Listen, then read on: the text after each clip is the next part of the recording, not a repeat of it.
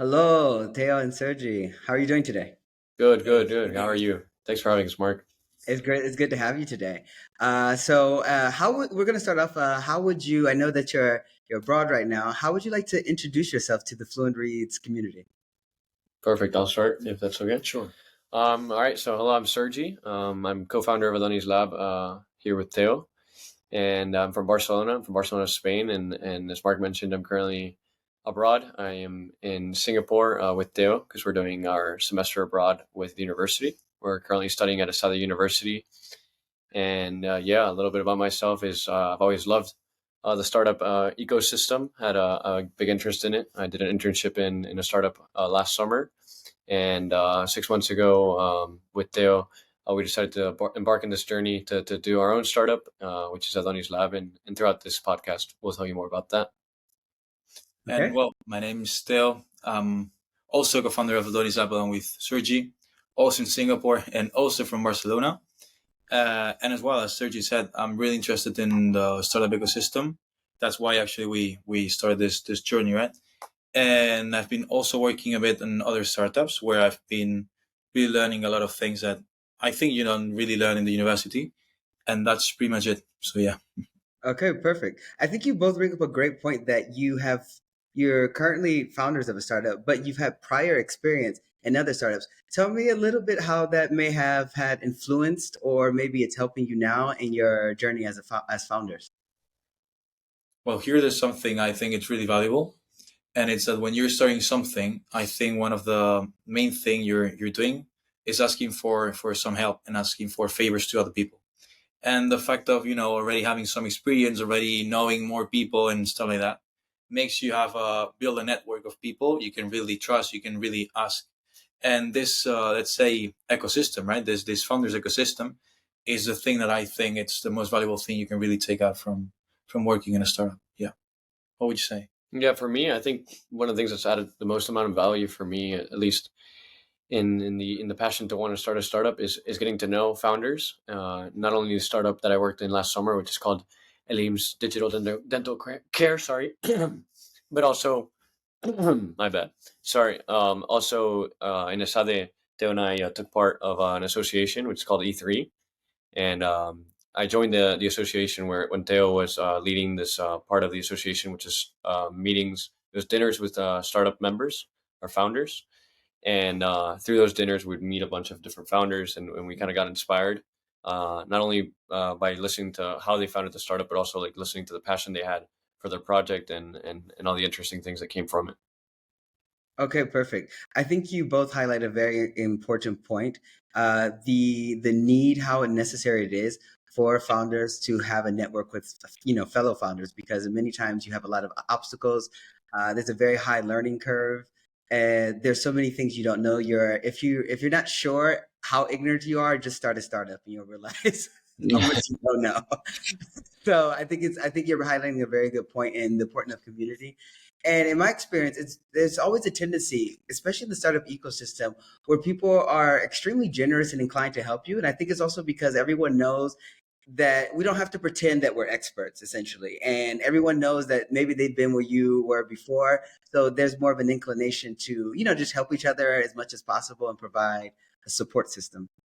Yeah, yeah, no, 100%. I think through our journey, we've had a handful of people that have put in so much work for us and unpaid work, and it's what you're saying. They're usually founders or people that have taken part of startups since the beginning, and they know what it takes, and they know you can't really do it alone, especially in our case since we're university students, and obviously we have a lower budget and less time than we might need at the moment. So it's really cool to see how people are always willing to help, and they're always willing to give advice, and it's good to listen and obviously learn from them, and then take the best from what you've learned. Okay. Okay. I also want to highlight, before we go a bit further, is the fact that typically when you hear about these stories of founders, it's maybe after university, they work together, or whatever. But, within the community, there are different people at different stages in their startup. To the people who are studying, and maybe they think, well, I have to graduate before I start my startup, or I have to do this. I think you're providing a perfect example where, it's kind of like start before you're ready, or that there's not this exact point where you need to start. So from your own personal experience, what would you say to maybe someone who is studying and maybe they're contemplating, is it okay, or can I balance, studying and doing a startup, or any insight that you can provide for someone in this position? Well, it seems like I think that when you support this kind of like perspective, you're also saying or implying that your learning process stops as soon as you get graduated. Whereas if you were already ready to start a startup after graduating, which is something we could really, let's say, debate on that. So the thing is, at least in my point, I think I can also speak for Sergi with this, is that it's kind of a complementary thing, like we can be learning in a finance class something that we can then apply to the startup, but at the same time, we really experience the thing in real life with a startup, and then you can, let's say, learn it easier, right, at class. So I don't think they should be like, you should like see this in a sequential perspective, like first you go to university, then you go to the startup thing, but rather something you can, it really depends on the stage of life or many other things that go beyond starting or stopping university, I think. I don't know. Okay, Yeah. perfect. No, I think you're giving great advice. Sorry, were you going to say something, Sergi? No, I just wanted to add to that he's completely right, especially with the taking that value from what we see in a startup and then applying it in class, and vice versa. I think that was something really cool. And we would talk to professors. They also thought it was really cool how we could apply different things to what we were currently doing. I do recommend anyone who can to at some point in their life to do something of their own, but we do understand that it's not for everyone. Mhm. I mean, it's not something easy. It does take a lot of time. I mean, so for us, it meant sometimes having to study less, sometimes missing out on social events. And at the end of the day, we are 20, 21. So it is also good to live your life and enjoy a little. So it's not for the people that don't really want to spend a lot of time doing it, and it's not easy. Exactly. I And think I think, it's sorry. common to like romanticize starting a startup, especially on social media. So we are saying, I mean, I guess you're also a founder. It's not an easy process. I mean, it's one that we love, but it's not for everyone. Thank you for sharing that, because sometimes it can be essentially romanticized on social Mhm. media in many ways, of like, founder of this, and you're kind of seeing all of these highlights Mhm. of like the perks of it, essentially. Like, I'm Yeah. going to these conferences and I'm taking these pictures and I'm meeting these people. But when you're kind of like, metaphorically hitting your head against the wall and you're like, what am I doing? I'm not prepared for this. Or you're experiencing imposter syndrome. These are many narratives that we don't hear commonly. So thank you. Thank you for Mhm. sharing that. And also highlighting that you are, all decades in life are important. Yeah. But as a person, at 35, I will say that from 20 to 30, it's an extremely important decade, because I see it as like exploration. You Mhm. try different things. In your case, you're doing a startup, you're doing it quite early, but also through this, you're recognizing that, you're studying abroad right now and you're doing this, and all of these things, you essentially, without realizing it, you're creating new dots, which later you can connect them in different ways. And you see how essentially, like, that time that we were studying there and we were with this professor and we actually saw like the startup ecosystem. Now coming back to Barcelona, we're going to put this and this together. And sometimes you can just surprise yourself with those serendipitous moments in many ways. 100%. Yeah, also building on what you were saying regarding that sometimes maybe it's a bit like romanticized being a founder. Something that might not be the thing that I should be saying after presenting myself as a co-founder, but something I think it's also important is, I think you don't really have to to make anything to, let's say, be like the CEO or the co-founder of anything. Something we're really struggling where we see that is something that can bring a lot of value to many people is someone that's able to develop a skill like a video editing skill or something like that. And after developing this skill, this person with a, let's say, 20-year-old guy with amazing photo skills and all these these kind of things can really give a lot of value to many people. Can really and it's not necessarily about being a co-founder, but rather about being a person that builds the skills and a set of things that it's really valuable for people. Mhm. Yeah. Exactly. I think that it's very important, especially now that we're living in a creator economy and social media makes it so easy to essentially find some. I mean, I think if you just simply just follow your curiosity, you'll find things that you like, and maybe you'll just, I don't know, start a channel or a website or a page on social media and just talk about that essentially or whatever. And because essentially, no matter what we do, we essentially have to, we're communicating something to others. And we need to essentially, find our community, find our tribes through doing that. And people, that's something that we can't control. We can't control the perception of how other people perceives us. But when you put out something, especially that you're connected to, that you enjoy or whatever, your people, your group will essentially find you. So I think it's really important. I like the fact that you said, Sergi, that, everyone doesn't have to create a startup, but you should create something, whether it's taking a carpentry class and creating, I don't know, building something, or taking some a class in creative writing or something like that, to create something essentially, because I think it's a great way to facilitate and cultivate this thing that we all have, which is creativity that goes in, an infinite amount of directions. Exactly. Okay. All right. So one thing before we think, I know I keep saying this, but I always want to take advantage of like the specific people that we had, the founders that we have on here. There is a statistic that when they talk about with nine out of every 10 startups fail within the first 3 years or 5 years. I'm not sure on the tactic. And some people think it's because of funding or investment or whatever. And there's a study, several studies that say there's 65% because of conflict between co-founders. You are both co-founders, you're friends. What recommendation would you give to someone in terms of optimizing communication between two people, because you're not doing this alone, from your perspective in your journey so far, that you think could be useful in some way? Yeah. Here we can talk about really small things that I think are really helpful for us. First of all, like just to give this tip is, we have a group that's only between Sergi and I, that we dedicate only to talk about Adonis Lab in general. Well, when we have any personal thing, we talk, let's say between the two of us. So that separation between, despite being a virtual wall, let's say, it's something useful. Or even in the apartment we're living in, it's important to give our own space, and to be conscious that, especially when you're abroad and you're only with a certain amount of people, it's important to separate things from the startup or the project you're creating from the friendship you can be having with this person. So I think these small details sometimes, despite being, might be seen as something really not like the big thing, are really what makes the difference here. Yeah. Well, do you have any? Yeah, I wanted to add to that. I guess I have two parts to what I want to say. The first one is regarding what you said, like 65% of them fail because of the co-founders. That's something we've heard, not the stat itself, but we've heard that like one of the biggest problems that startups have is the actual co-founders and the people inside of it. And actually, the book that we'll mention later talks a lot about how important the team is. But I think it's really important to at least know your founder. I guess there are accelerators that kind of group you with different people, and I don't know how that ends up working out. Maybe it's just pure luck, but one of the most important things is knowing the person you're going to found the company with, and looking at their skills aside from like them being your friends or family. And then after that, it's a little bit adding on to what Theo said, like separating that virtual wall.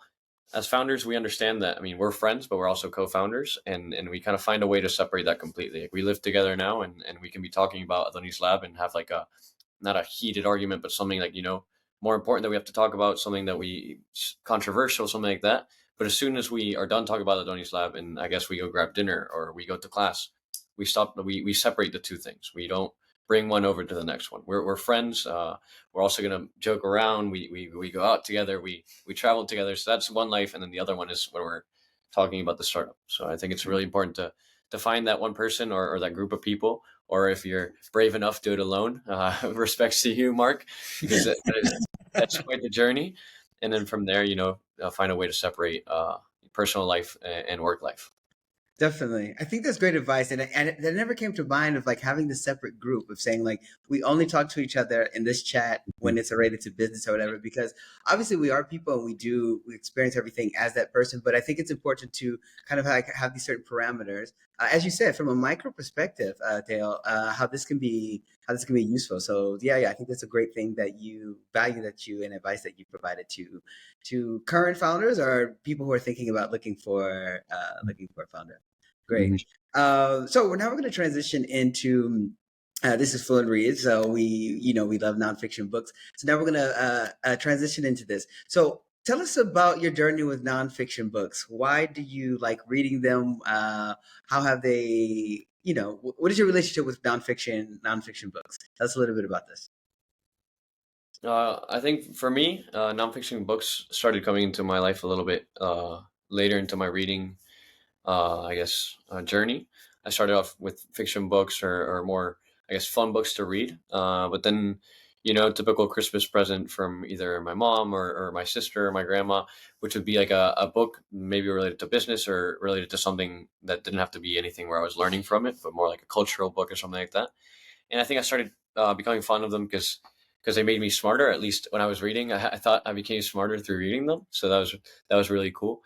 And I think through that, the last couple years, last 3 years, anytime that I'm like in a different stage of my life, like I remember almost a year ago, I was applying to consulting when I thought my life was going to take a different turn from the one it took 6 months ago. And one of the best ways that I find to like read, to figure something out or to learn about something is reading. So I bought a bunch of consulting books. And I guess now it's the same thing I did with startups. I guess in the past year, I've been reading a lot of startup related books. It's for that same reason. I think you can learn a lot from books, and you can learn a lot online. But in the book, you immerse yourself into that journey, maybe of another founder or someone else that has more experience. So it's been really cool, and I definitely recommend nonfiction books.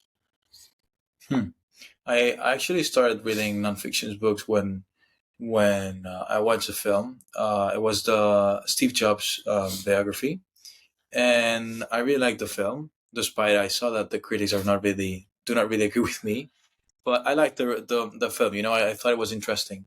So then I bought the book of Steve Jobs. I was like, I think 14 years old, something like that.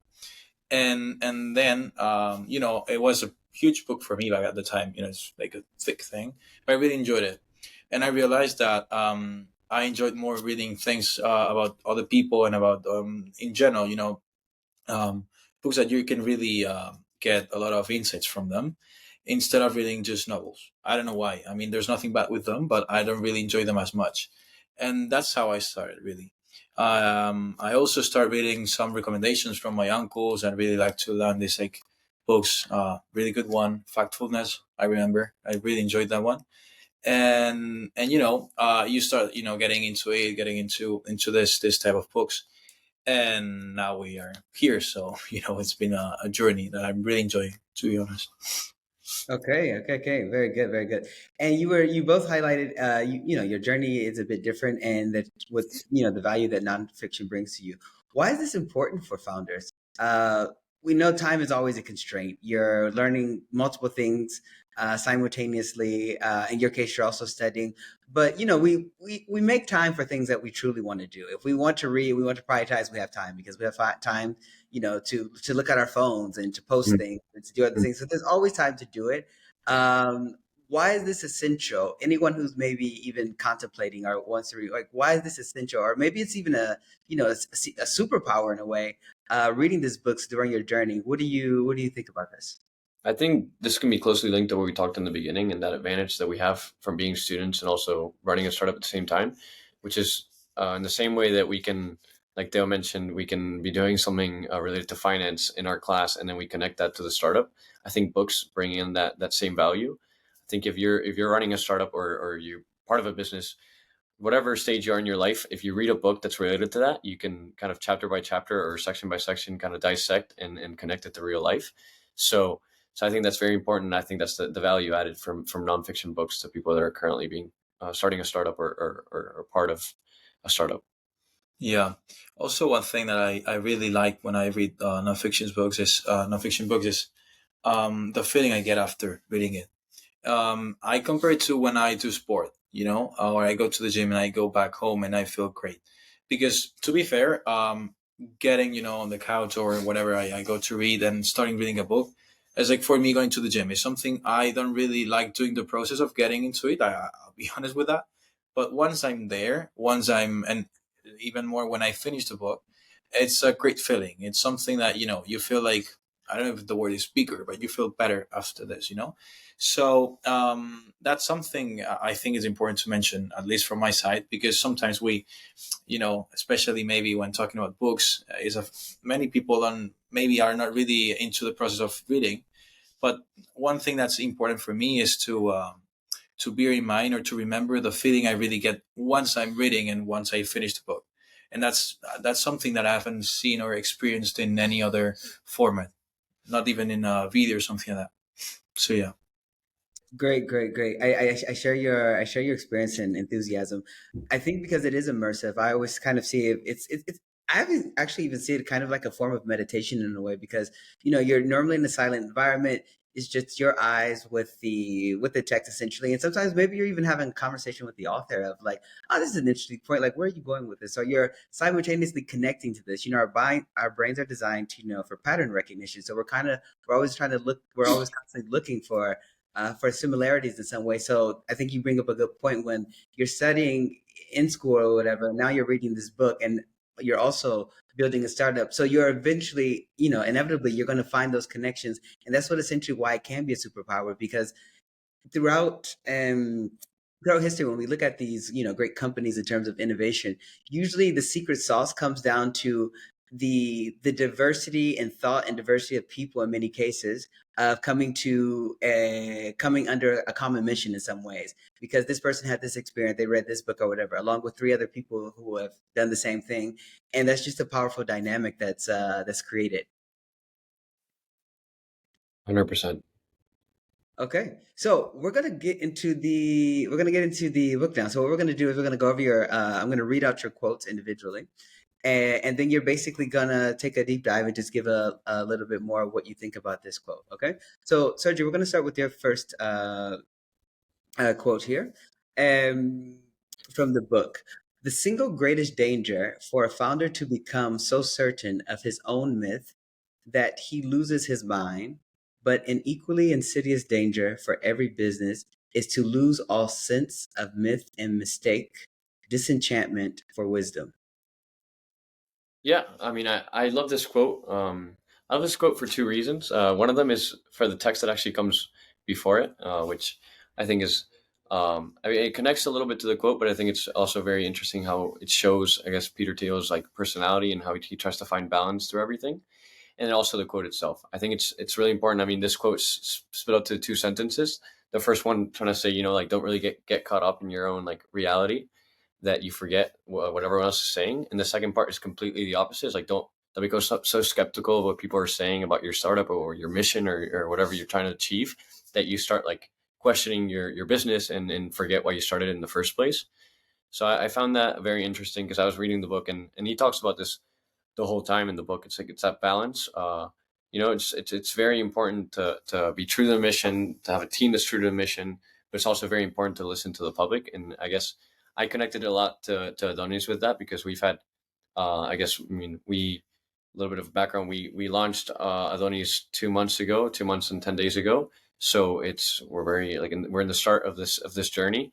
And when we were starting a lot of the decisions we had to make, where it was about the product itself, about the website, about the colors, like simple stuff like that, and even more complex things.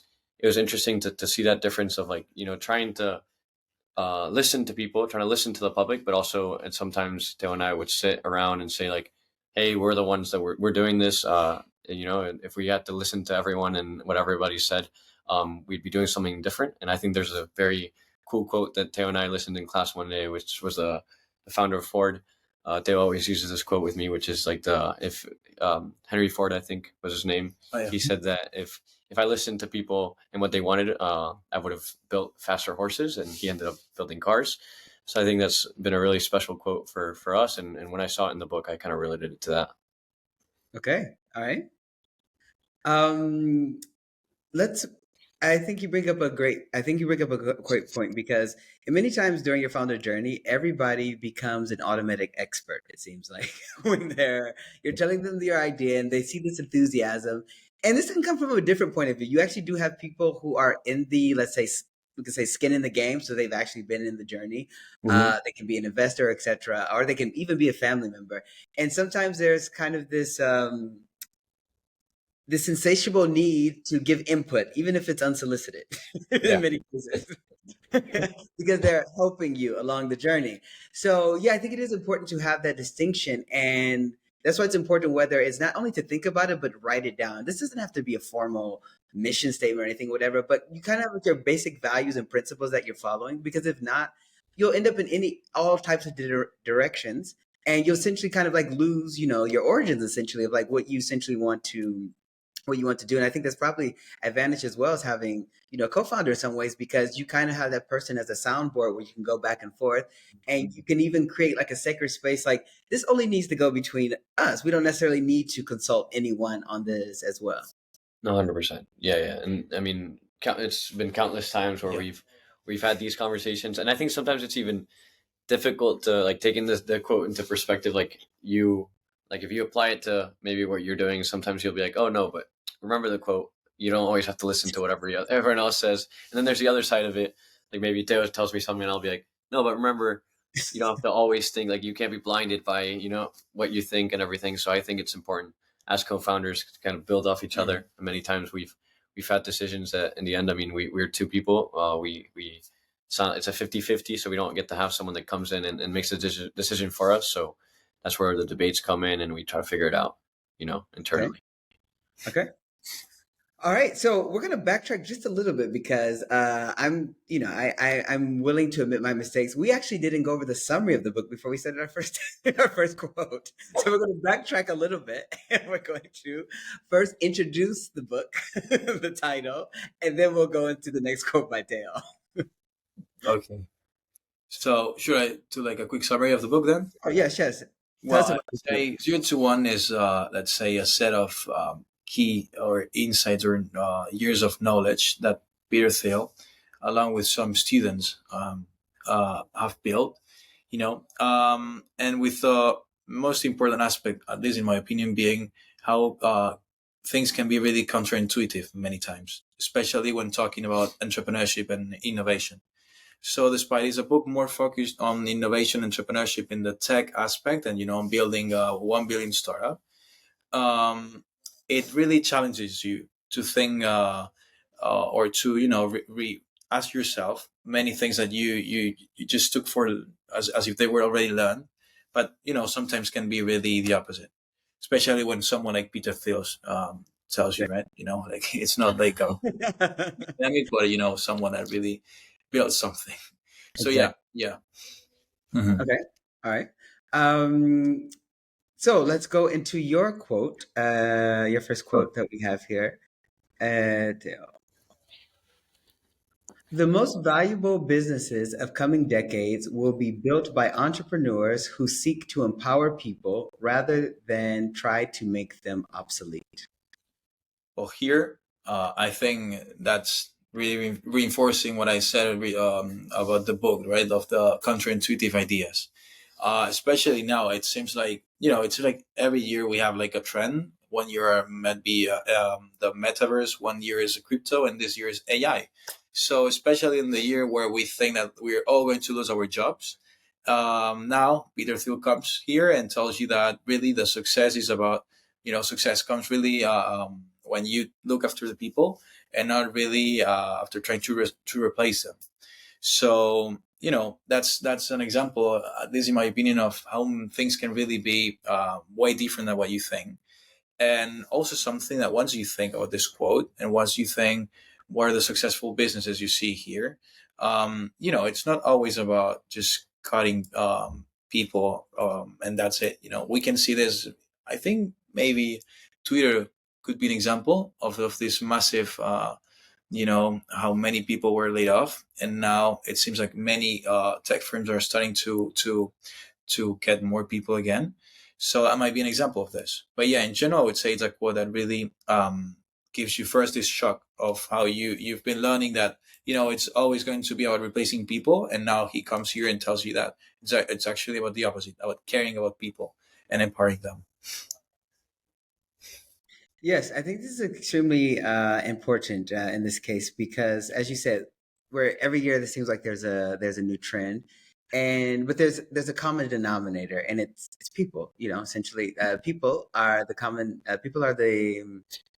denominator, and this doesn't change because whatever you build, whatever ideas you may have, humans, we're always going to want community. We're always going to want a sense of belonging, fulfillment in some way, and in many ways, you can't trick people. People know when there's authentic connection, when there's meaningful, um, ways to try to create community and that relationship with the brand, which I think is also really interesting now, because now you have, well, it is a trend, but I think it's something that's not going to go away anytime soon, where you have, okay, you have millions of people who are buying your products or something or whatever, but you're missing this community factor, because maybe the company's focusing so much on data, essentially, to say, okay, these are the people that are buying, this is the demographic, this is the thing, whatever, but you actually don't know who your customers are. You don't know who these people are, what they're thinking about, whatever. So creating those more authentic connections with them, and obviously this is different depending on your sector or whatever. I think it's going to become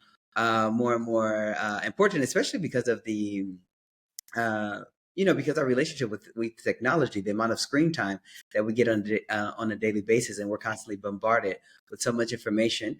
We're always going to look for those things that kind of, bring us the most value or make us feel connected in some ways.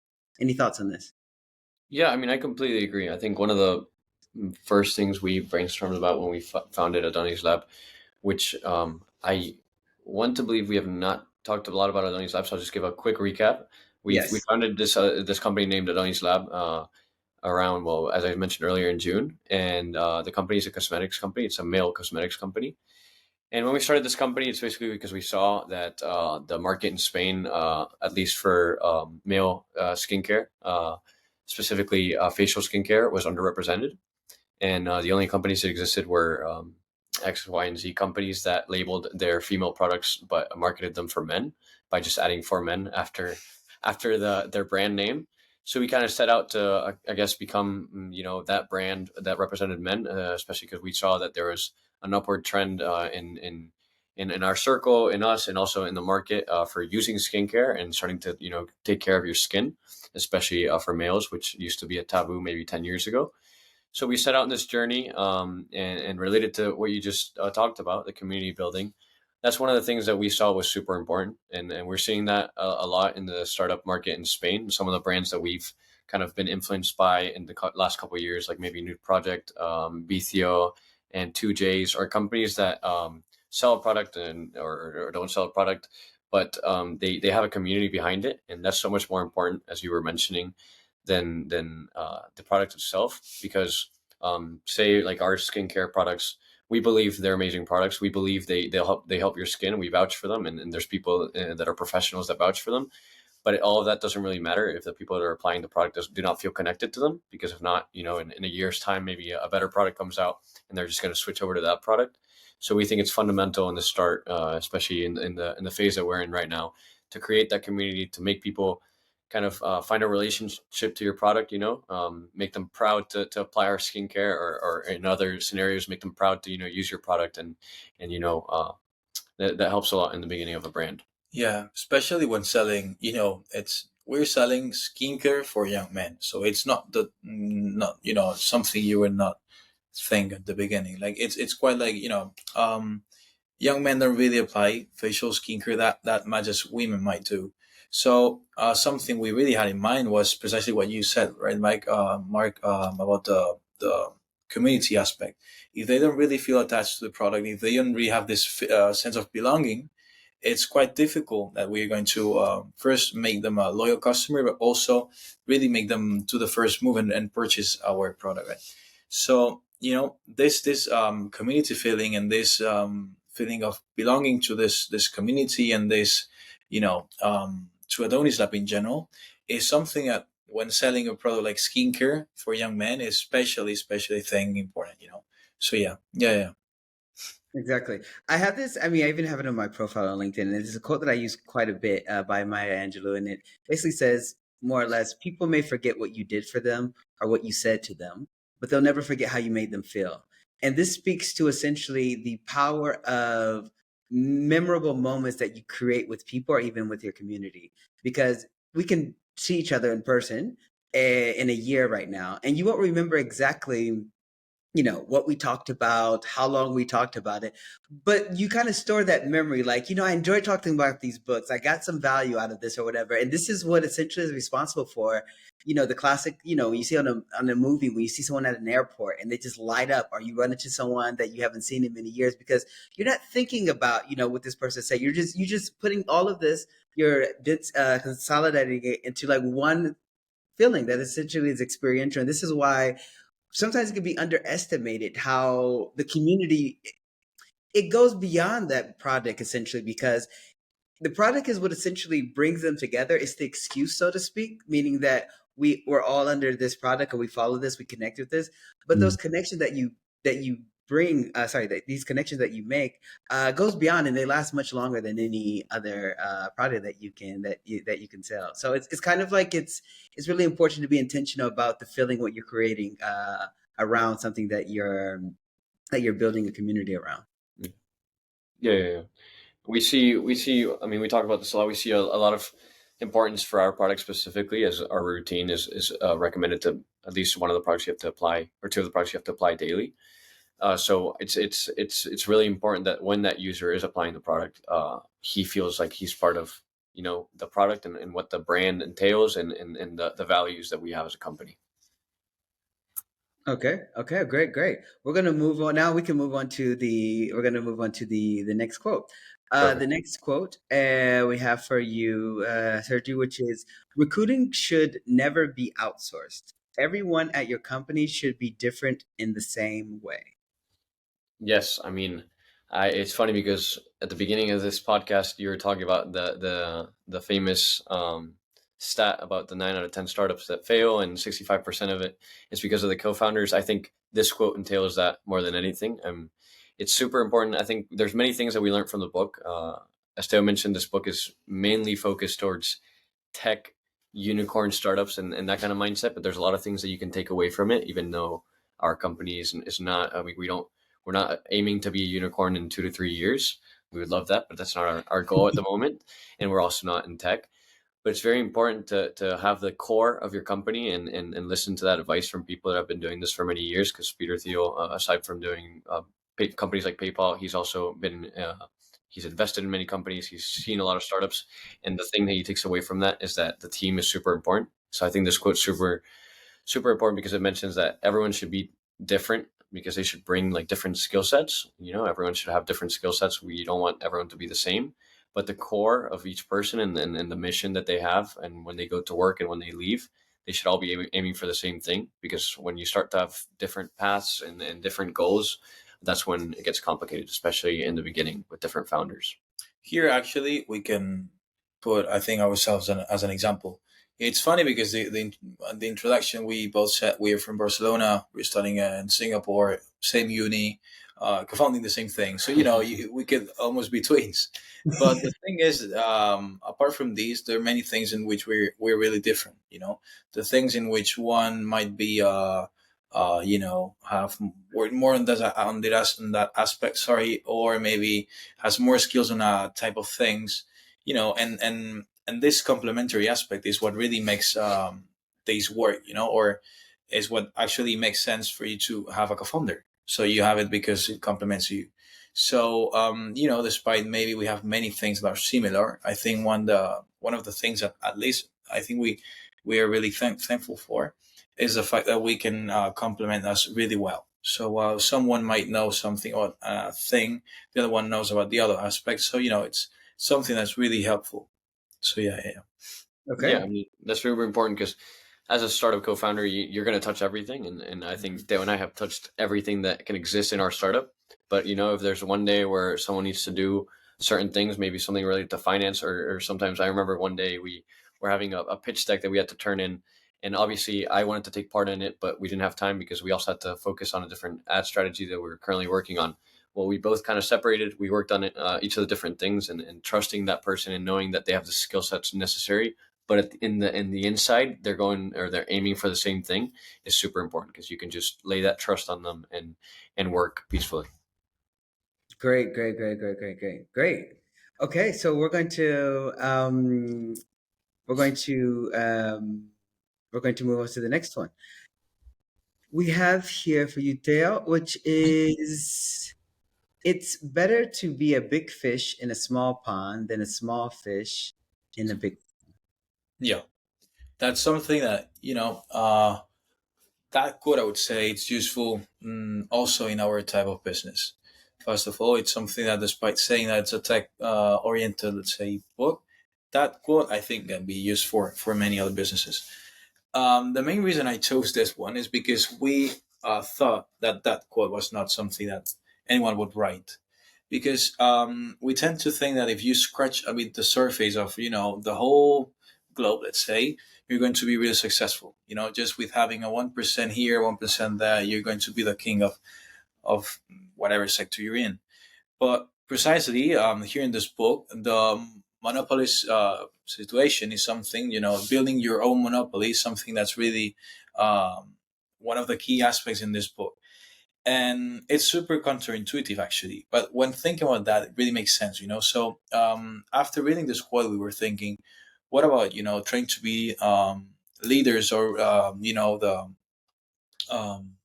the company that comes first to the mind of the people on our region or our country or our city. Maybe let's start just with the city, and then we can go elsewhere.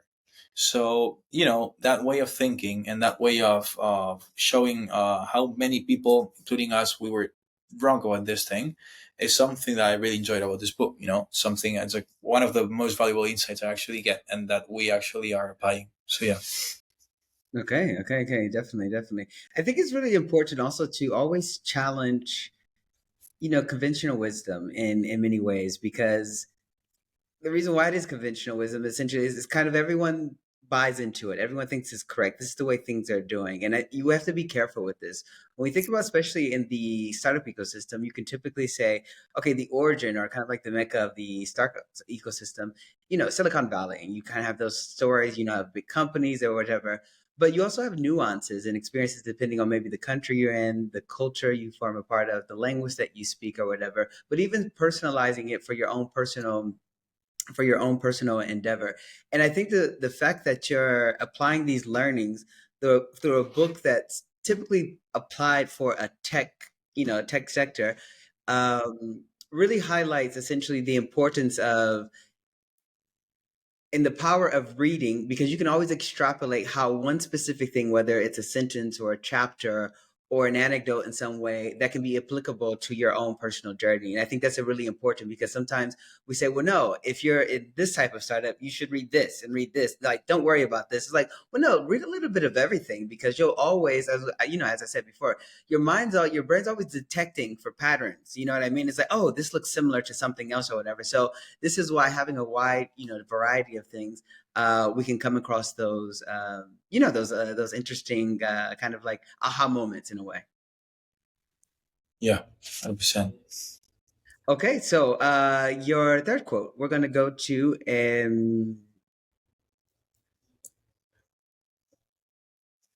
okay, so this one, Sergi, when Yahoo offered to buy Facebook for 1 billion in July 2006, I thought we should at least consider it. But Mark Zuckerberg walked into the board meeting and announced, "Okay, guys, this is just a formality. It shouldn't take more than 10 minutes. We're obviously not going to sell here." Mark saw where he could take the company, and Yahoo didn't. Yeah, I mean, first of all, I love this quote. I think it's one of those quotes that, as startup founders, you look at them and you think, oh, that's so cool, because obviously you have to be very brave and take big risks to making that type of decision. But the cool thing I saw from it is what startup founders can take out of it. And again, like this book talks about companies that are huge, you can apply it to smaller companies. Is that when you're starting this journey and when you're in a startup, or even when you're 2, 3, 4 years down the road, there's going to be many people doubting you. There's going to be a lot of people that consider your decisions to be risky. There's going to be many people that don't agree with you, that are under you. And I'm not trying to say that you don't have to listen to them. I guess this kind of relates to the first part of the first quote that I was talking about earlier. Don't get so caught up in your own hype that you stop seeing reality. But at the same time, don't listen to everyone. And I think it's really important, and this quote's really cool, because you get to kind of see how, if you're a startup founder and you believe in your project and in your product, and if you also have a team that's going to help you, launch that product or launch that service and follow through with it, you don't really have to listen to the outside and their comments about how risky it is, or how likely you are to fail. Because I mean, like the quote you mentioned in the beginning, 9 out of 10 startups fail, but I assure you that when people are launching startups, and this, he knows this, you're not really thinking about how you're going to fail. You're thinking about how you're going to succeed.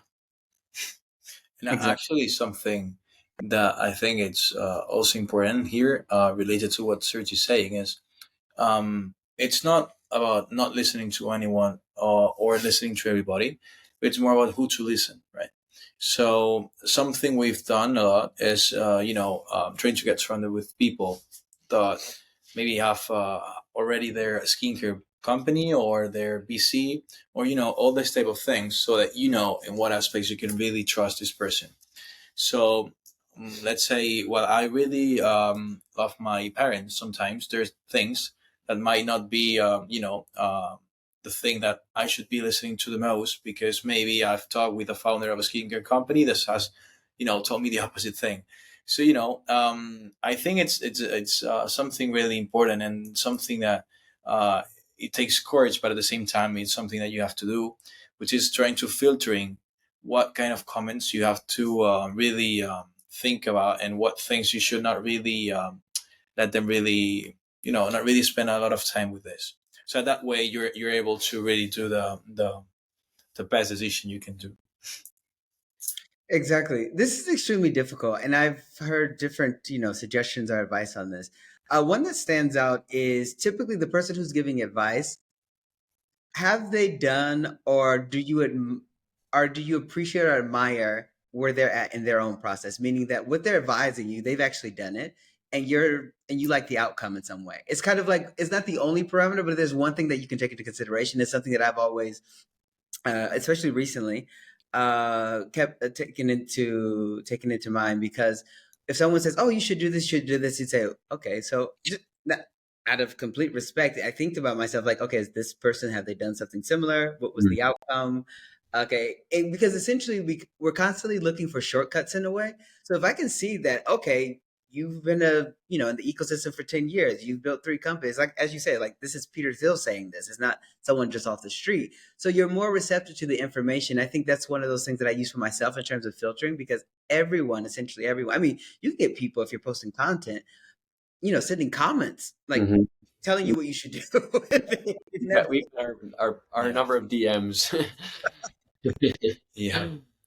exactly. So in a polite way, you have to, let's say, silence the noise in a way in order to move forward. And then as you gain more experience, I think we do get better at kind of filtering, at this filtering system in a way.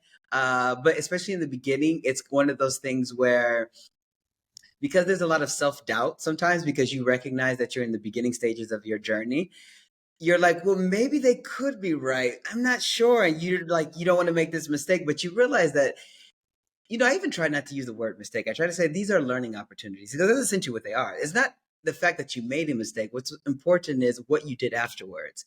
And if you think about what you did afterwards and how you can rectify that in some way, this now becomes a learning opportunity. So I think it's a small, like, reframing in a way, but I think it's extremely important that I've considered very useful in my own journey. Okay, let's go to the last one that we have for Theo. For you, brilliant thinking is rare, but courage is in even shorter supply than genius. Yeah, I really like that one. um One of the main reason I chose that one is because it's something we've talked about this a lot with Sergi, and I've personally talked about this with many people. I think we all know a lot of people that we would consider them super intelligent, or people that are really, know a lot of things. In my case, I'm surrounded by people in my class. I'm really thankful for that. That I consider them to be really intelligent, really people that really work a lot, and that you really are happy to be surrounded with them, right? But at the same time, it's also true that when coming to going for something like starting your own project, you tend to see less people. that are made this way or that have chosen this path. I don't know how to say it. So and sometimes it's not there's a lot of courageous people that are not what you would consider to some brilliant. So in general, I would say that that's something that I chose because I see that the author saying something that I've experienced in my own way. I've seen a lot of people that are really intelligent, but at the same time I've been seeing less people that I would say that they are super courageous. And when you see all these people, all this Steve Jobs, you see how it's about courage more than about being, having a super high IQ sometimes. So that's something I don't know. I think it's courage to think about. Not really like as a great insight as the fish in a small pond thing, but yeah, more or less. Definitely. We do talk about, and I think this is important as well. And I hope with the podcast and also with future content in the Fluent Reads ecosystem, and also I mean just simply these interviews provide a lot of value because they give nuances of experience, and you never know essentially depending on the stage someone is in their journey how it can be useful. Now, obviously, as I said before, you have kind of at the macro level, it's kind of omnipresent in a way, the Silicon Valley and the startups there and the amount of funding, et cetera.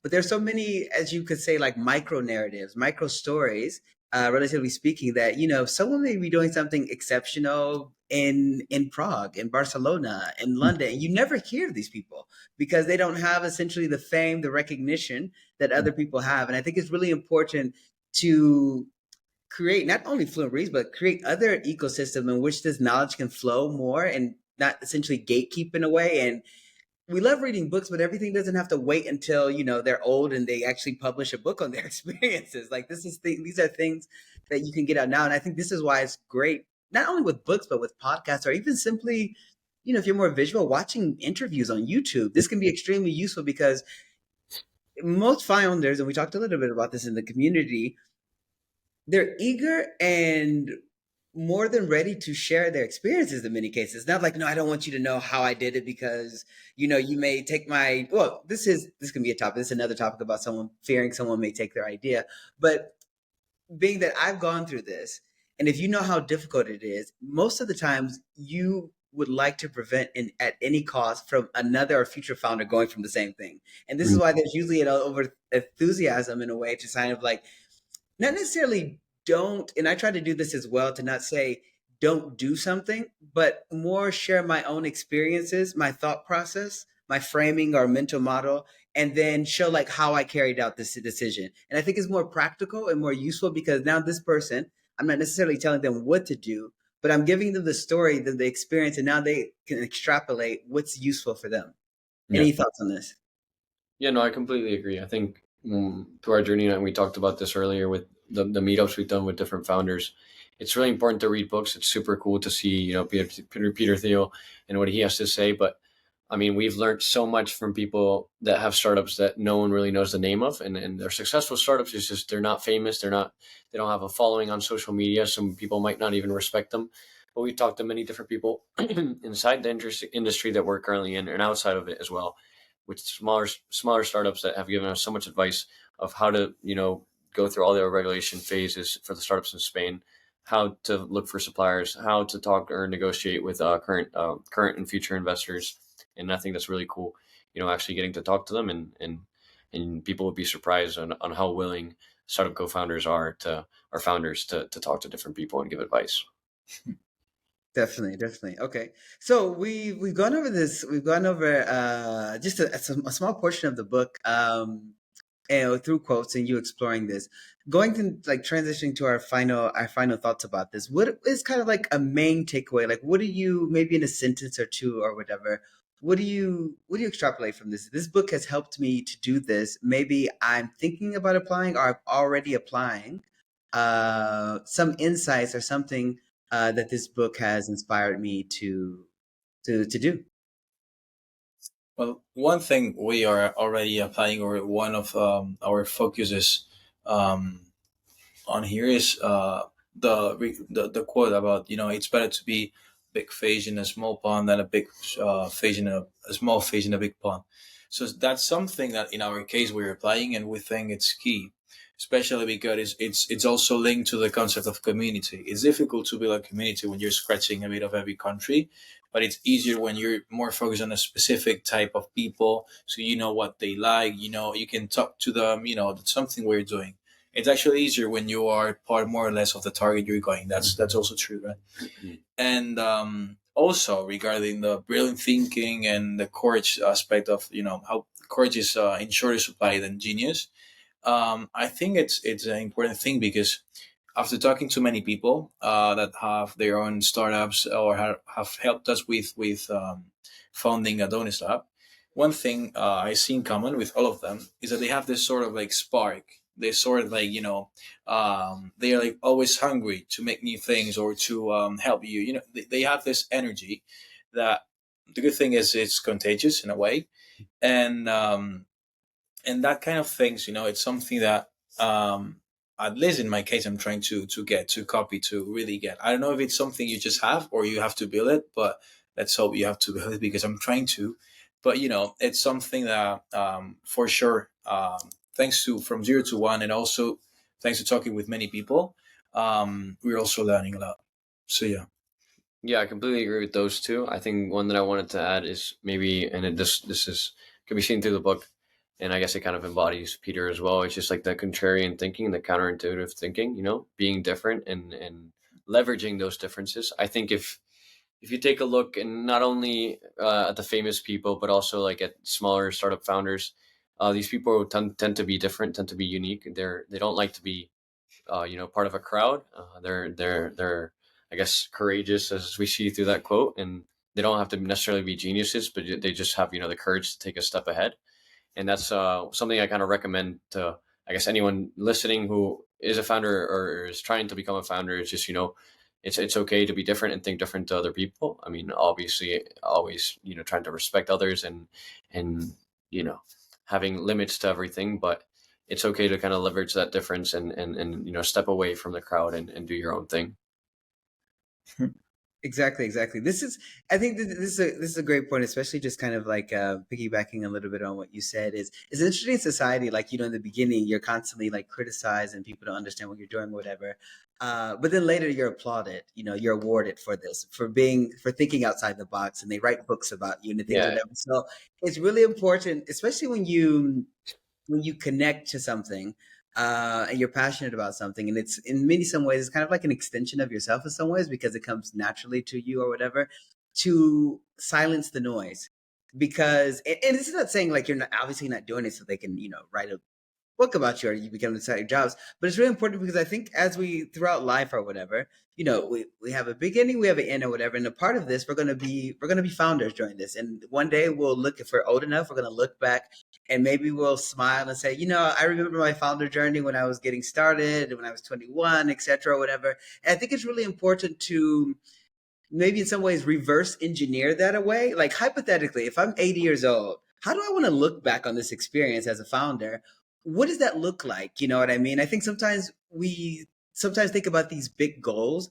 As I get older, I think that instead of goals are they're very volatile. They go up and down, depends on your mood or whatever. It's really important systems. And part of that system could be having your co-founder checking in the morning, having a group. Part of that system can be, for example, you having this list that you need to do that you're more inclined to do, having a morning routine in some way or whatever. So I think it's basically saying like, how would I like this journey in this phase of my life to look like, kind of like a bird's eye view. And then what aspects can I incorporate on a daily basis that can lead me to that? And I find that much more useful because sometimes we can say, especially with kind of like the macro startup narrative, you're constantly like, oh, I'm looking at TechCrunch, this person just got 50 million, or I'm looking at this or whatever. And because humans, we're constantly comparing ourselves, whether we want to or not, we're comparing. And especially if they're in your sector, you're comparing even more.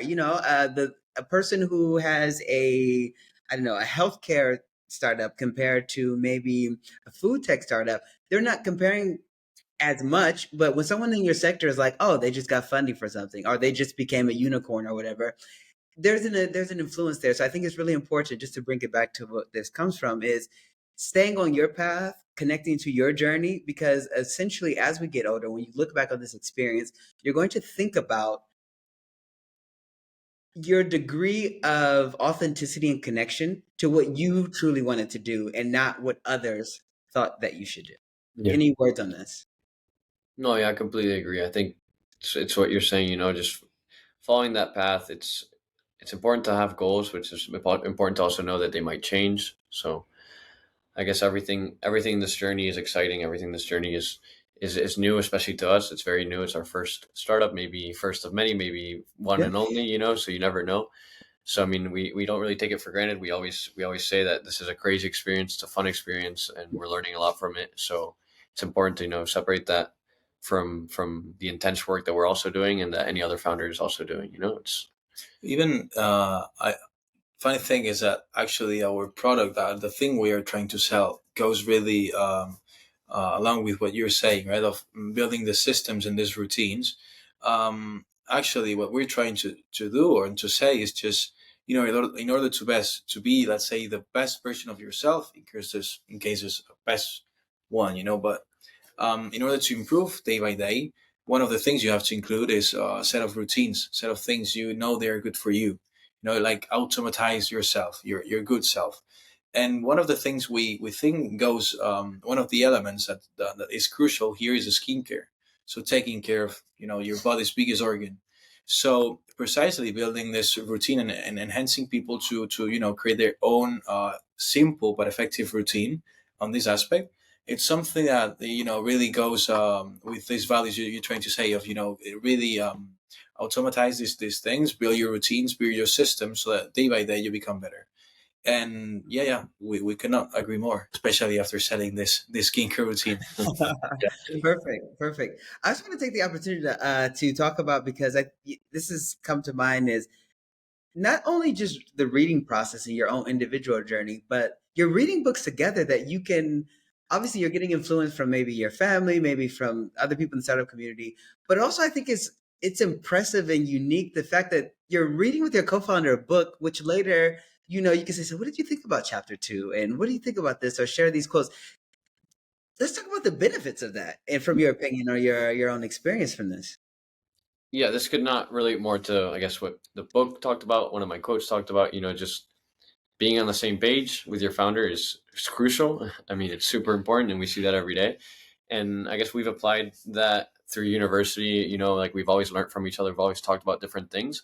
And I guess now that we're co-founders, we're doing the same thing with books. I mean, we do it a lot with something simple like Instagram posts. If someone sees an Instagram post that's maybe not related to the startup, but something that's related to the ecosystem, or something related to, I don't know, well-being, we always like to share that with each other. He sends me a lot of podcasts because he likes listening to podcasts. So I think that's very important, and you can learn a lot from that, just being on the same page, the discussions that come from it. Even the discussion we had before doing this podcast where we were talking about the book, because we each had our quotes, and like I was looking at his, he was looking at mine. That can be very fruitful, and you can take a lot of stuff out from that. Yeah. Exactly. Also something that's sorry, Mari, that's valuable here is that you can get a lot of value about books, and we all know that. But something that is like what makes the difference, and this, in my opinion, is knowing when to read it. So in the case of the book we're talking about today, right, From Zero to One is a great book, but it's a book that I would not really have gotten the value from it that much if I read it 2 years ago. So I feel that that was a point, that was a moment to read it. So when coming to nonfiction books, and for the people that are listening to us, I would say that, try to read something that you feel it's a moment to read it. So that way you can really get the value from it, because you're not going to read it again and then get more. I think it's not going to be, to work that well. I don't know what you think about that, Mark, but I think it's. I agree with you. There's so many books. There's some books that I have read several times. I remember before we first like had our chat on, called a video chat before this talk today. You asked me like, Mark, do you have any books that you would like to recommend? And when people, I get asked this question quite often, and I'm always thinking like, I'm always like, for the personalized approach, like I have a few more questions for you before I'm Yeah. able to actually answer this, because there's so many things. Um, Saying that, after this, I have compiled a list that I will be sending you of books that I think, based on what I know about you, and I'll send them to you periodically as well in the group chat that we have. But I think it is important. What you're talking about, it requires sometimes an incredibly high level of self-awareness, which is something that you have to cultivate. What I mean by this is when you're depending on your reading journey, it's like, for example, it's not the same if you've read 10 nonfiction books, if you read 100, if you read 1,000. So what we're getting into, like, what are your tastes? Now you're kind of like fine tuning, like the Mm-hmm. knob of like, this is what I need, this is what I want. So this is why I would first recommend and saying, just take a plunge into nonfiction. Just only read things that you're interested in, but read a lot of it. You understand what I mean? So Yeah. create a reading schedule, and then eventually it'll come to you. There's certain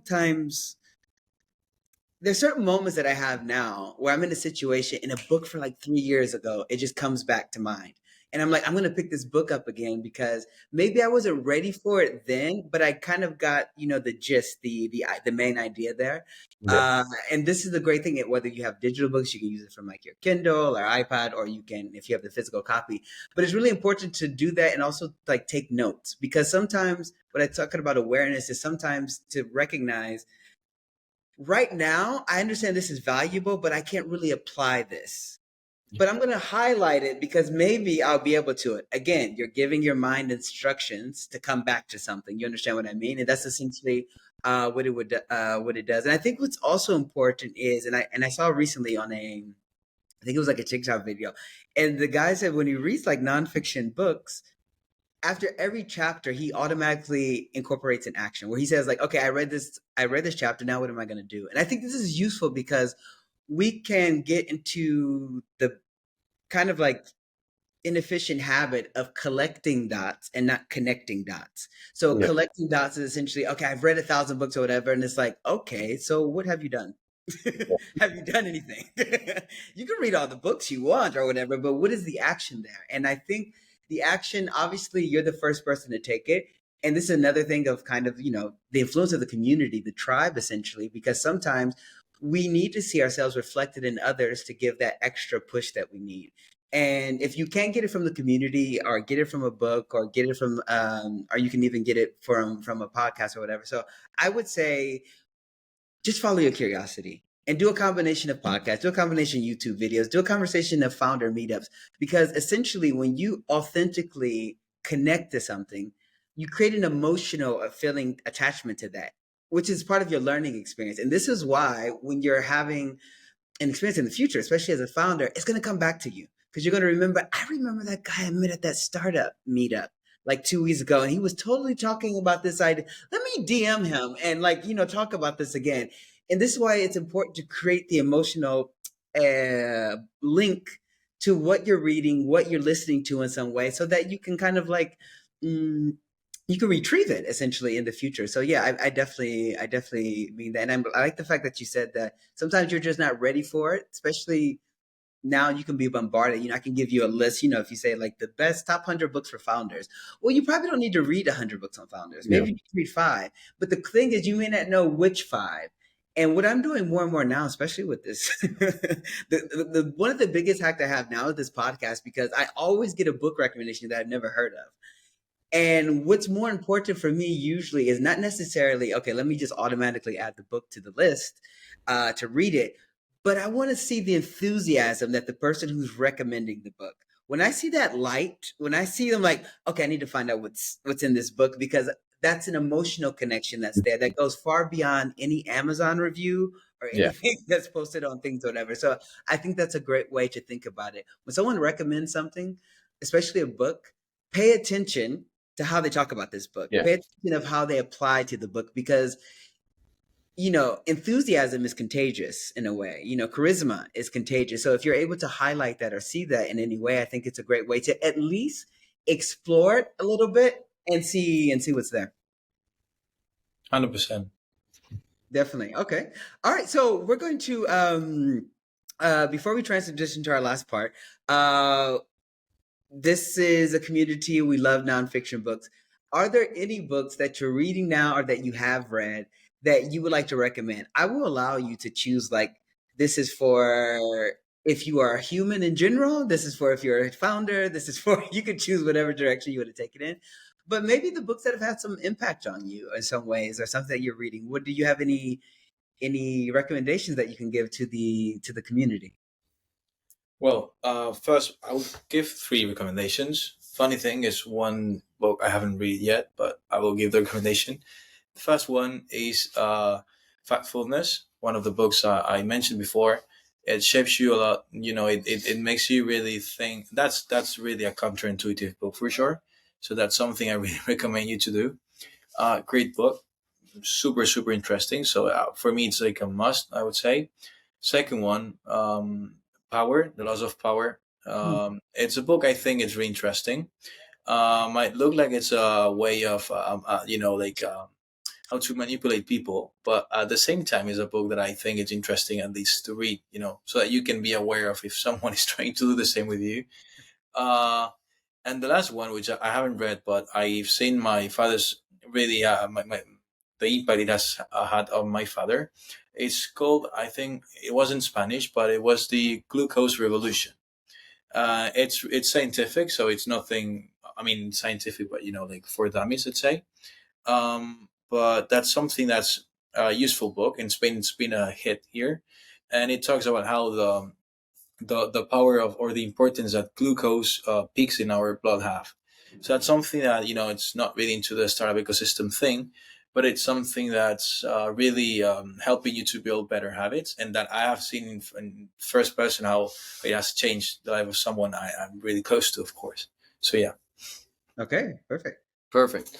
And I guess I first one I think we both recommend is 0 to 1. Yeah, I don't know. I definitely recommend that book, but it's what we said earlier. It's either if you're a founder, if you're in tech, very interesting book. If you're not really a founder in tech, it can be interesting to read because it's an interesting book, but maybe harder to apply to something that you're currently doing in your life.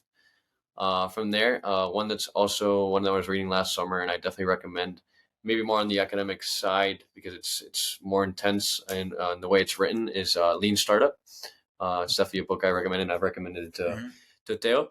And then the last one, it's a half recommendation because I'm in the middle of reading, but it's a different kind of book. But I definitely recommend it. It was recommended by my dad, and I've always listened to him when he's recommended a book, and it's 1,000 Splendid Suns. Don't know if you read this book, but I'm currently reading it. It's a completely different type of book.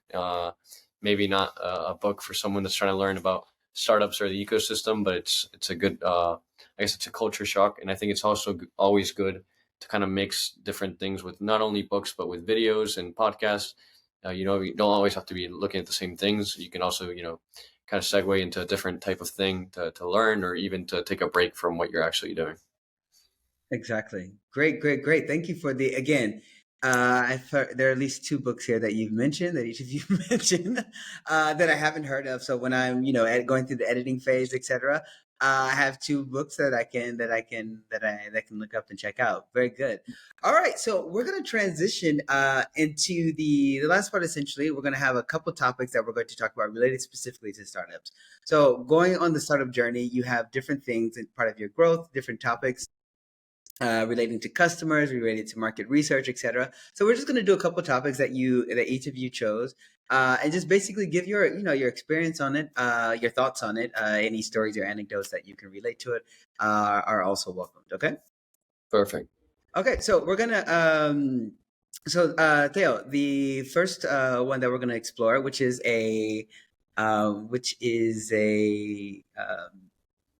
extremely important, is customer acquisition. Okay. Regarding the book, you mean the 0 to 1 thing, and No, this is completely different. This is kind of like, this is where the survey that we did of like the different topics that you're interested in. yeah. If you can give anything about customer acquisition, it doesn't have to be related to the book. No, I mean it's. I think it's an aspect that when creating a startup, I can think. I couldn't think of many things that are more important than customer acquisition. So it's something that it's a skill that I would say one of the ways we're learning the most here is through the internet. Because I think it's an aspect that's changing a lot day by day. It's something that with the internet, with new social media, it was Facebook, then Instagram, now TikTok, all these things. It's something that first of all you have to be really updated with, and then here is where that's despite I'm saying this in a book podcast. I would say that it's something important to be really updated with this on the internet. There are many social media accounts that are really helpful with this. So what I would really recommend you to learn about this skill and to really acquire this knowledge is to go on social media or in the internet and really learn from the best people that exist about this. So yeah.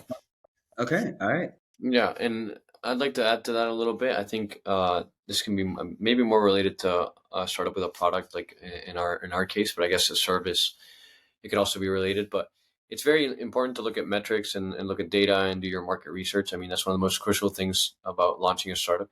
All the work that comes before it. Because I mean, we launched 2 months ago, but we've been working on this for 9 months. But one thing that's super important, and we have a mentor through this journey that has also recommended this since the start, is actually getting your product, your service, your MVP that you have in front of the actual customer. I mean, in the future, you're trying to acquire that customer in some sort of way. So listening to what they have to say about the product, and that can either be through focus groups if you have a budget, or in the very beginning, trying to find those friends that are not going to have a biased opinion, and listening to what they have to say. Mm-hmm. Okay. All right, great. One of the topics that you chose, Sergi, that we're going to explore is customer feedback and validation. Yeah, I guess that's kind of related to what we were talking about. I think that's one of the things we spent the most amount of time before launching the product, was actually getting that feedback from customers, or potential future customers, and listening to what they had to say for the making of our product. We had this idea to create this very men-centric skincare product, and obviously that has two components to it: the product itself, the formulation, and then the actual like marketing of that product. So we listened a lot to different people through surveys. We looked at a lot of market research. We did a lot of focus groups to kind of see what they wanted in the product, what they wanted to see like in result wise in their face, but also how did they want to feel when applying that product?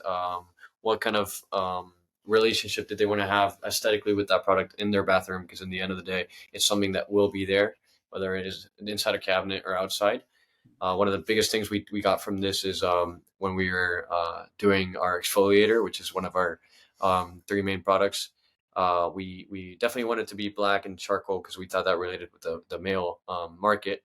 But one of the things we didn't really know what to do was whether to make it a chemical or physical exfoliator, which is if it's going to be something related to enzymes, or if it's actually going to be like a little grain of something. There's different components that can be used to actually remove that dead skin. And we found out that males in our market were very interested in actually feeling the physical aspect of it. I don't know why. It's because even though the results can be exactly the same, to them it was very important to like kind of have that feeling of the result going on, and like know that what they bought is actually making a difference. So I guess that's the insight I have for that. Always listen to your future customers, and get out there, put your product in front of people. Yes, you bring up sorry, were you going to say something? No. Okay. Yeah, I think you're important. It seems quite funny because when I listen to like different startup, podcasts or anything related to this, of how many founders or startups in many cases they get to a certain point and they just don't talk with the customer anymore. They just stop talking to the customer, and they get focused on the product, or maybe the next round, or things, whatever. And it's one of the things that you have to constantly, well, hopefully you don't have to, there's not a need to constantly remind yourself, but if it is needed, is it has to be customer centric. It has to, these are the people who you're providing value to, or whatever. And the moment you even start to contemplate that they're not important, or their opinions are what they need in some way during that journey, is one of the biggest mistakes that can be made. Definitely. Yeah.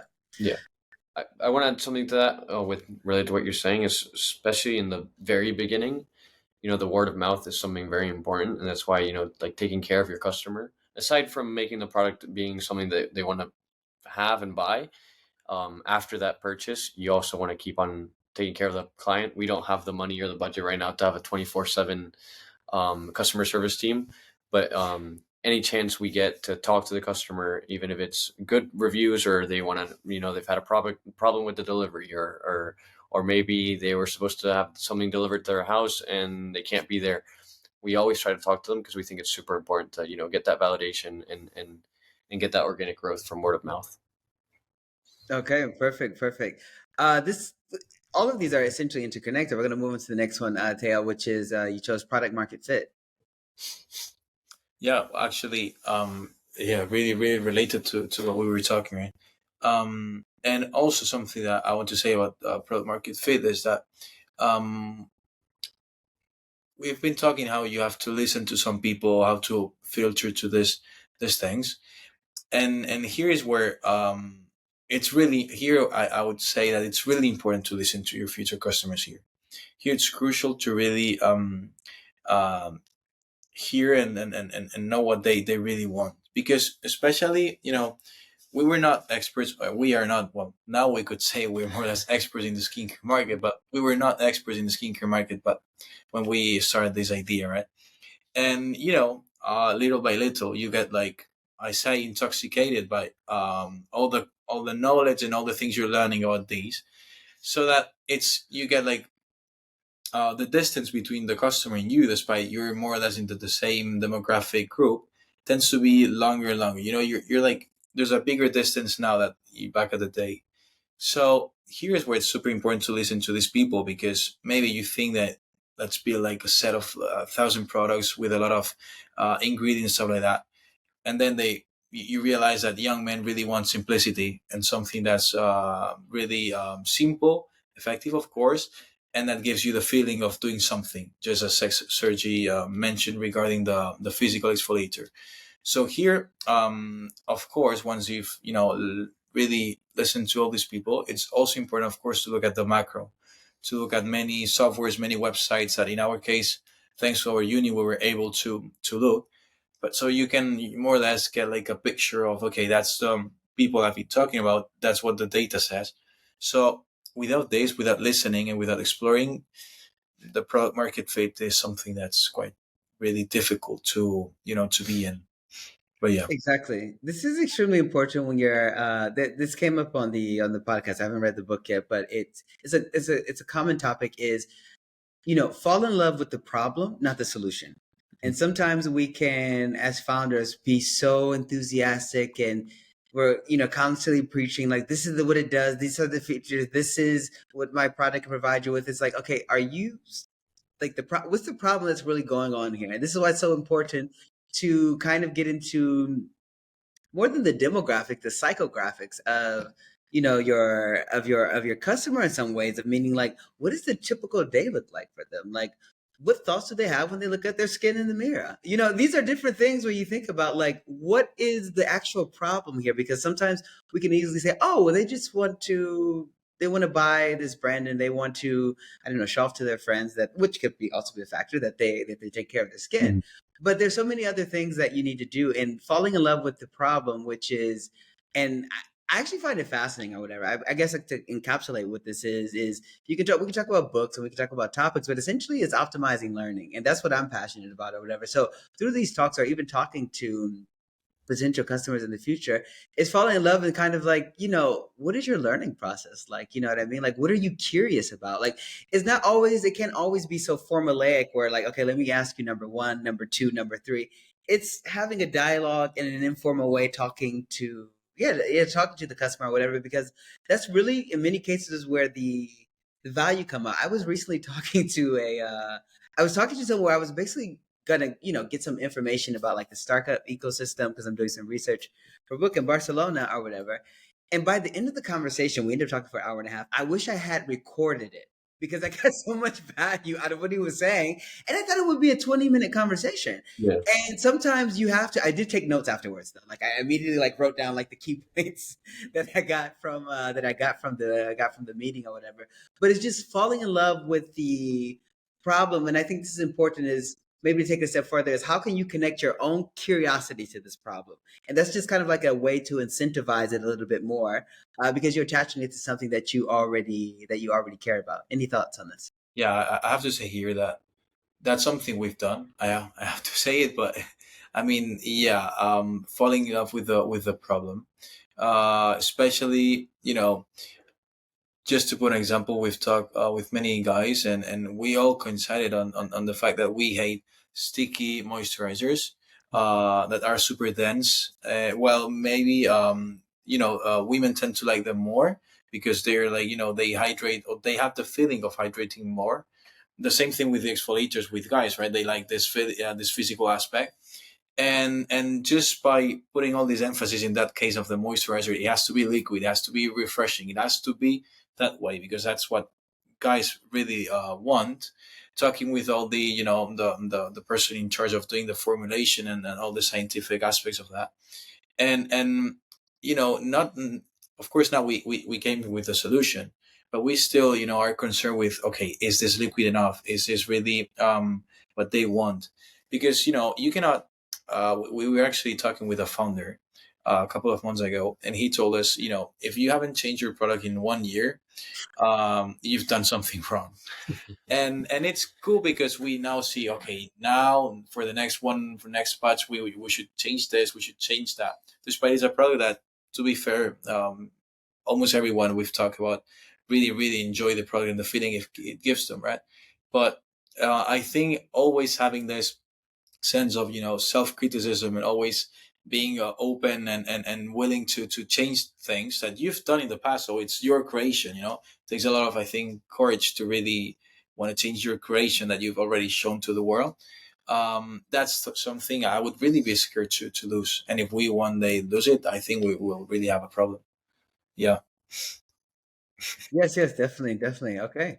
So this is the last topic that we'll explore because I think it is important. I like to focus on, in general, we're learning, but it's kind of like I do use the word quite often, like holistic in a way, because it's, for me, in a way, holism is, it's an attempt. It's not, you can never completely figure it out, but it's an attempt to look at it from a bird's eye view. A lot of times with, um, a lot of times with the founder journey or whatever, you hear a lot of things that are kind of like, data driven in a way, a lot of like factual things related to numbers thing, which is extremely important, because let's not forget, we're building a business, and this business, in order to move forward, it needs to make a profit. But you have people that are behind this. So this topic that I'm referring to is I want you both to comment on, is, well-being, health. You can take it in any direction of looking at this, like, I'm creating this system, I'm creating this company, you're creating this product, but this is all coming from, essentially, it starts from your imagination, this idea that you have, which is also, every founder knows this is kind of like that magical process in a way, because you just started as an idea, and now it's coming to fruition. You know what I mean? You're executing on the idea, but you're still a person, and you have your obstacles, and startups are, time, they're intensive in terms of time. So what would be your thoughts or opinions or suggestions related to health and well-being, as founders? It's a lot to take in. I'm not gonna, no, I'm no preacher to have a solution for health and well-being for founders, but I think one beautiful thing about our startup is that we are trying to promote a community that takes care of themselves. So we have found that Theo and I have actually started taking care of ourselves more since we actually launched the startup, which sometimes can be the opposite with founders, obviously, because you spend so many hours doing something, you kind of forget to take your time to yourself, maybe time to read, time to do exercise. But we're promoting this lifestyle through Adonis Lab of Adonis, which Adonis, the Greek god of beauty, is it's this person who's supposed to take care of himself. And you don't have to be a Greek god, but we do encourage, taking care of your skin, doing exercise, because I mean, skincare and the well-being of your skin, or well-being of your body itself, goes so much more than just the actual products that you apply. It's the what you eat, what you drink, the sport you do, what you read, your social life, your sleep, everything's super important. So we've actually been very lucky that through all the research we've had to do for skincare, we found out that a lot of the things we were doing, we weren't really doing well. So we've kind of changed our habits a little bit. Our product, emphasizes that routine. If the first thing you do in the morning is apply skincare, it's already, a checklist. It's like the famous quote of like, how do you expect to do anything with your life if you can't even make your bed? Well, I guess, skincare to us kind of helps because, you wake up, the first thing you do is you're taking care of your face. So, you're going to take care of your body. You're going to have breakfast. You're probably going to think about what you're having. So we've had a really cool journey with that. We've learned a lot, and we kind of encourage each other and our friends and our community also through Adonis Lab, through blogs that we posted, Instagram posts, to take care of yourself and not forget that, especially us in our target market, we're very young, but one day we're going to be older. So it's important to take care of Yeah. your body. Something that's great following with this is knowing that thanks to your product and the things you've done, you've not only made some people switch from the skincare brand they used to buy to ours, but also people that did not really have any skincare routine to incorporate it into their daily lives. Right? That's something at the same time, by giving or by seeing these results, it's also something that makes you feel better. So it makes you, I don't know if the word should be healthier, but it makes you really happy or fulfilled with the fact that you're giving some value to the people. It's not that we're selling tobacco to people, but we're selling something that's good for them. And following on the question you made, I think one of the best things you can do is to create good spirals. And with a spiral, I mean to be surrounded with the great people that have great habits, so that you're also able to you start with this skincare routine, you start with this gym routine, so that you're already surrounded by a set of things go around you, make you a better person day by day. And I think that without all these elements, it's difficult, right? But once you're, involved and inside, absorbed on this spiral, I like to say, it's you just go to the direction of where you want to go, and well-being and health, I think, comes with them. Of course, some cases it's difficult, but yeah, I think one of the main recommendations, it would be to get surrounded with the right people. That's one of the main things, right? Yeah. Great, great. This kind of goes back to the quote, you are a combination, you're the average of the 5 people you spend the most time with, Yeah. And this is true. And it's one of those things, because we, humans, we feed off each other. We feed off our environment in a way, and we're constantly mimicking or whatever. So this is why it's also really important to be cognizant of your input. What are you watching? What are you listening to? What are the type of conversations that you're having?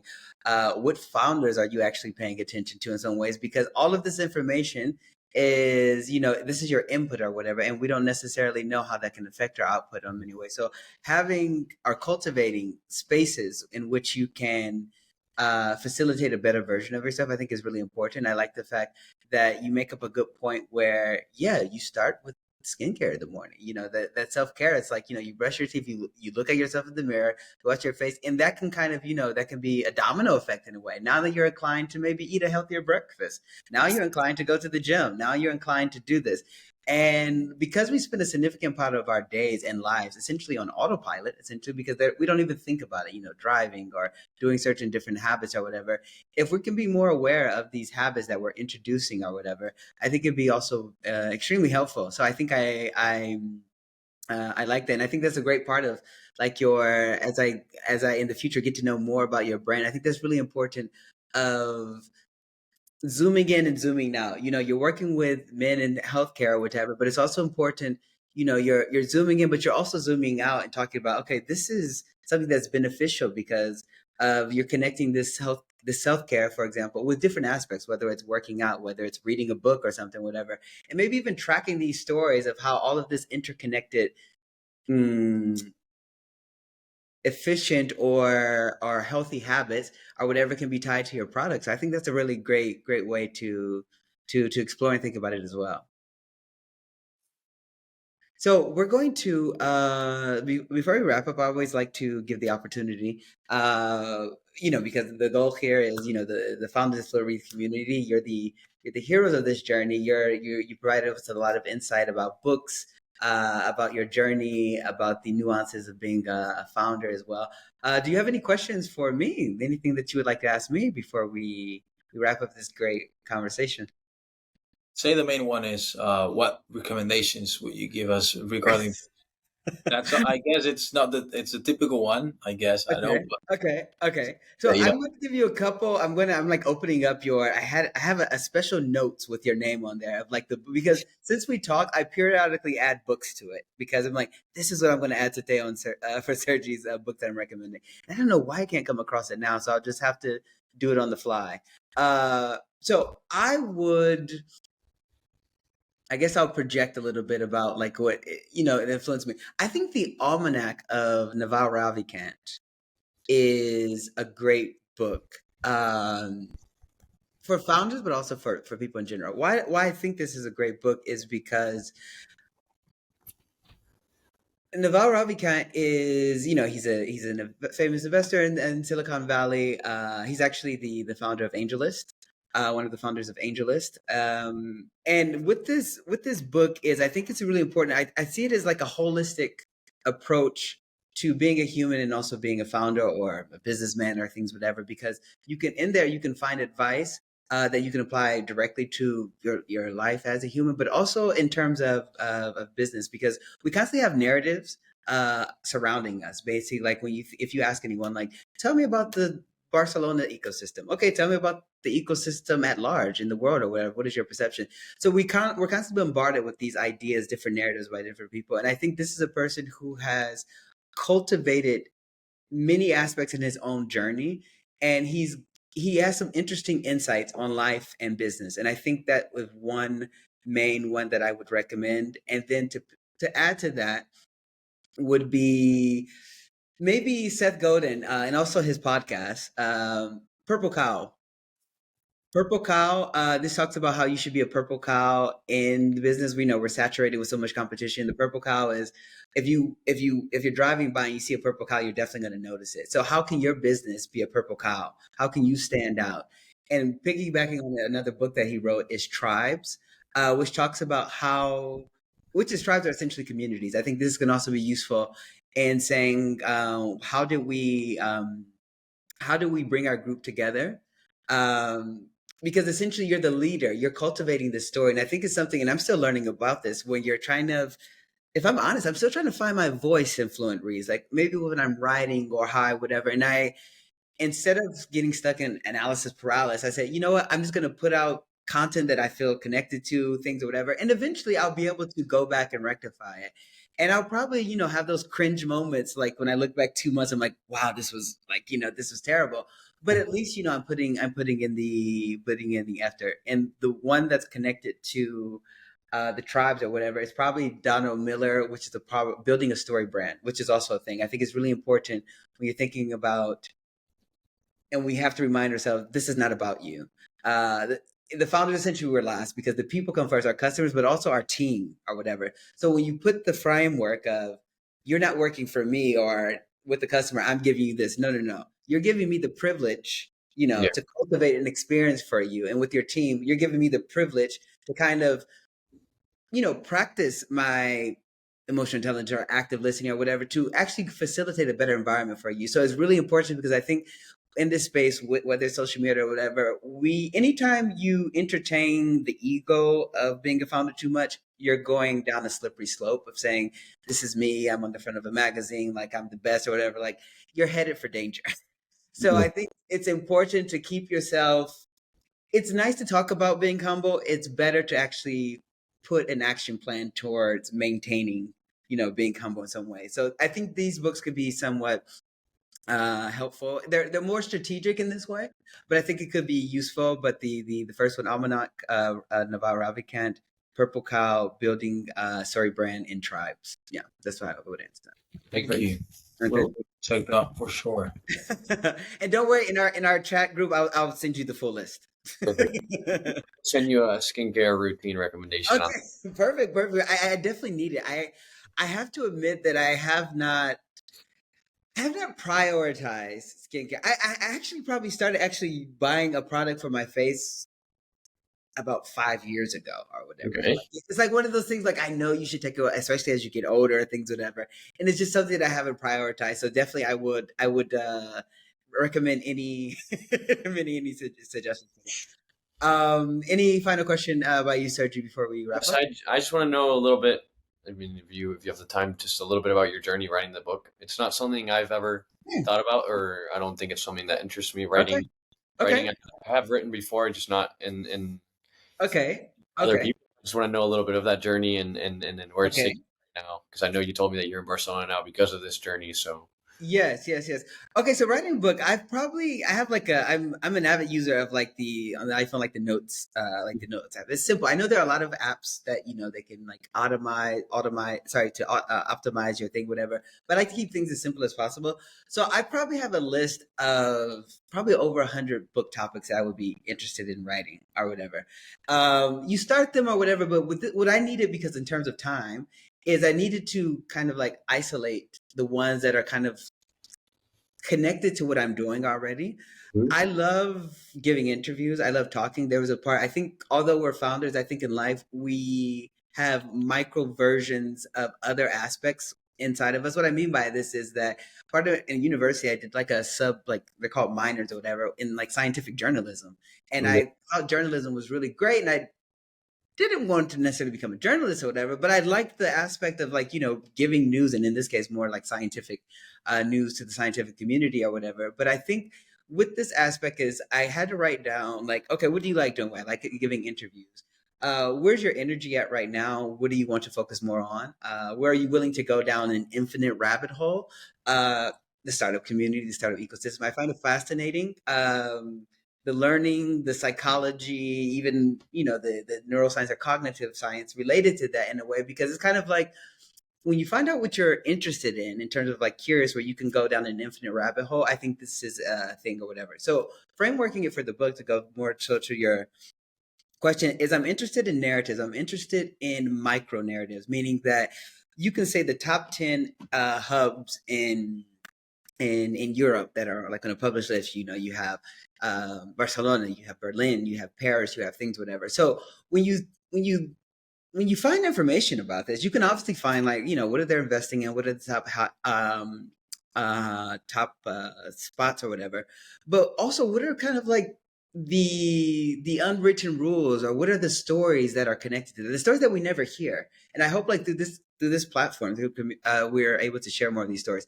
So for me, one is kind of like a more rational aspect where I'm constantly making a list of like the topics that I want to explore, the topics that I want to go deeper on.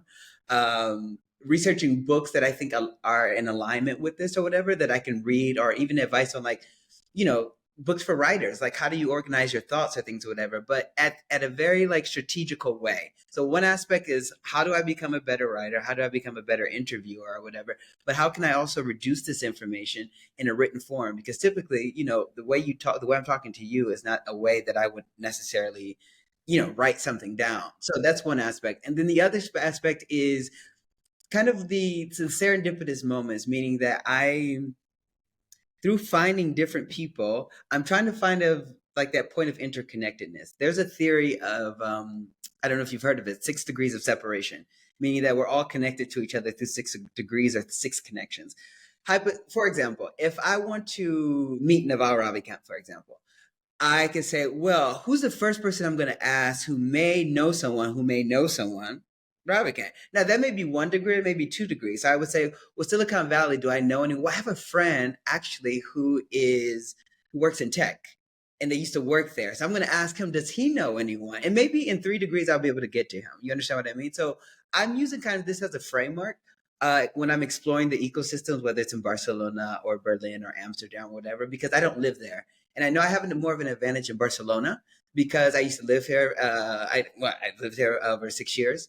And so I kind of know people already. I kind of have like some insight, but there are a lot of things that you don't get because you have a macro narrative of like, this is the Barcelona ecosystem. But then you realize that there are many nuances in the ecosystem, and maybe it's not so interconnected. Maybe it's not like this harmonious family in a way, because everyone's, they're focused on what they need to do, and they're Yeah. not necessarily, building a bridge or whatever. I think you have, for example, I was looking at recently doing some of my research of Asadi and like the eWorks and this incubator / accelerator that they have.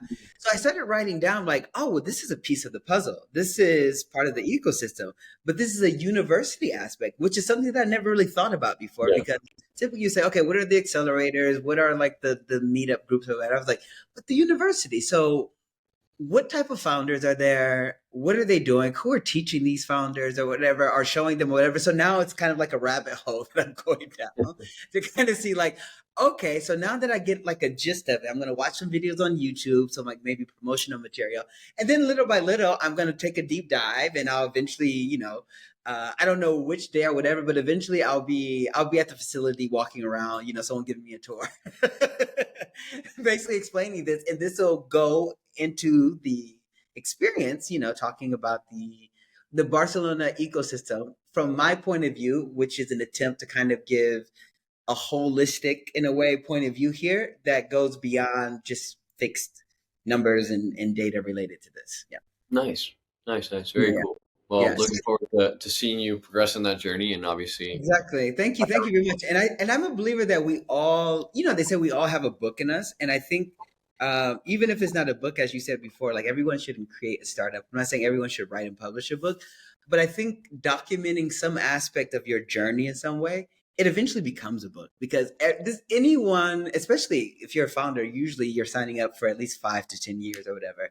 There's so much value, and sometimes we don't even realize the amount of value that we can have because we're living in it day to day. So we're like, oh, whatever. But like, imagine someone being able to see this or read this, what you're doing.